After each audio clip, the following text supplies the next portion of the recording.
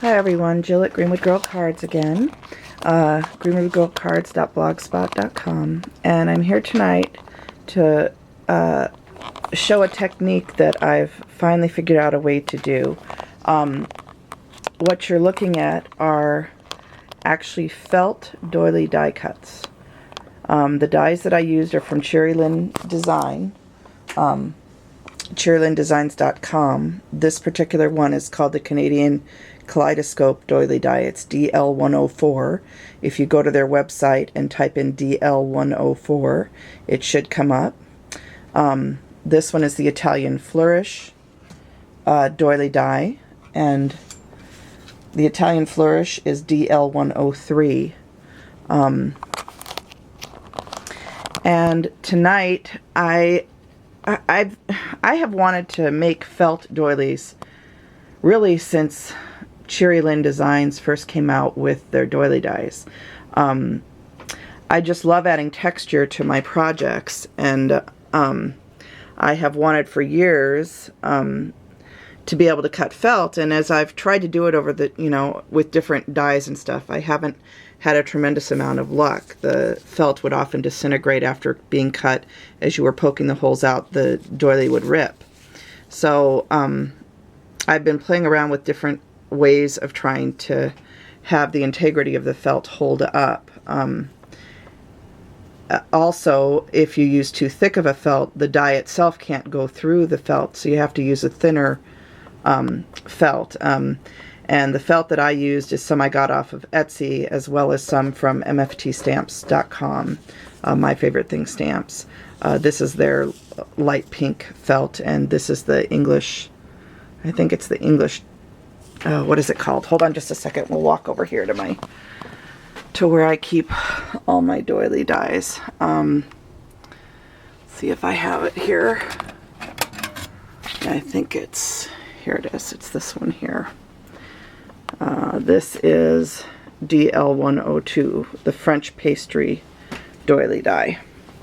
So you can see I've used a variety of doily dies, and I have managed to cut and make felt doilies. And what's really neat is some of these ones that have bigger openings allow you, like if you cut a red one and a white one, for example, since Valentine's Day is coming, I thought this would be a nice example. You can take the pieces of felt that are the opposite color and then plug them into the felt cutout. And then if you glue this down to your project, glue it in place, you have a two-tone effect for your project.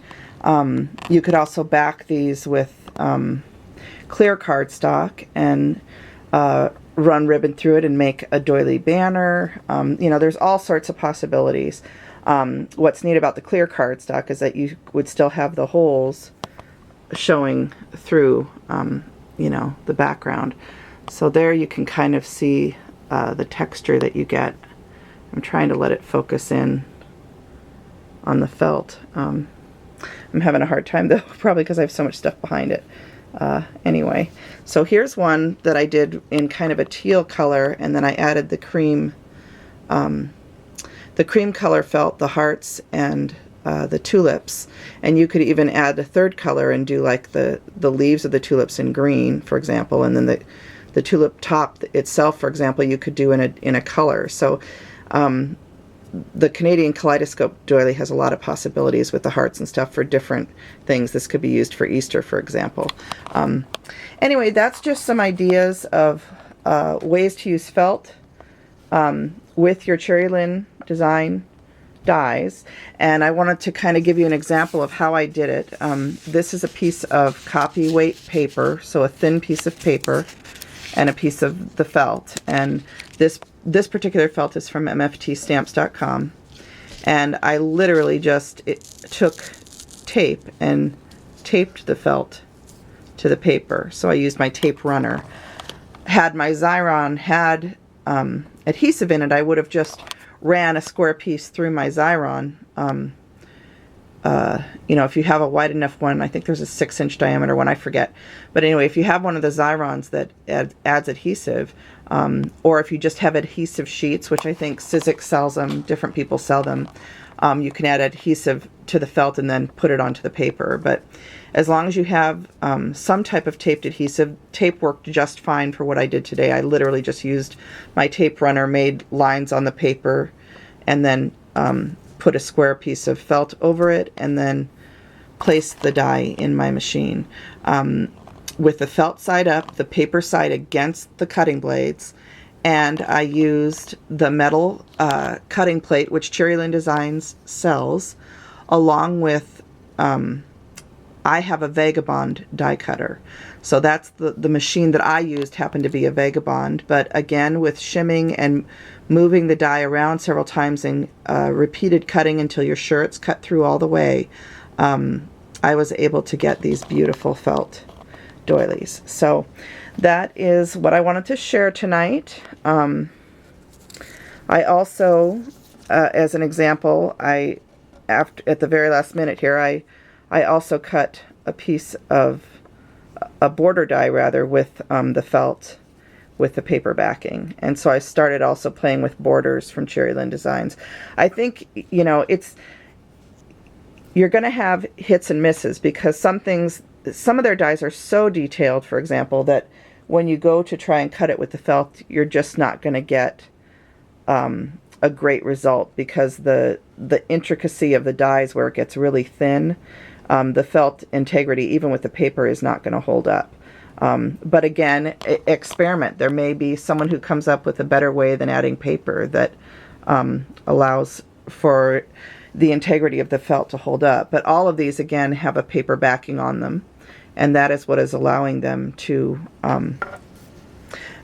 allowing the integrity of the felt to stay whole. When I've done this before, I was doing it with snowflakes in the winter, and I only succeeded in having one turn out of a bunch that I die cut. So, but again, I'm experimenting all the time, and this paper idea is definitely one that seems to be working well for me. So, thanks for taking a look. Again, my first name is Jill, and my blog is greenwoodgirlcards.blogspot.com, and I will be putting a blog post up with some pictures kind of showing some of the details of how I created these beautiful felt doilies on my blog post, if you want to go and take a look. If you have any questions, you can post a comment on my blog, and I'll be more likely to respond to that. I'm not very good at going to YouTube every day to check for things. I tend to check my blog more regularly. So thank you for taking a look. I will make a link to CheeryLynnDesigns.com at the bottom of this video, as well as on my blog. And have a good night. Bye.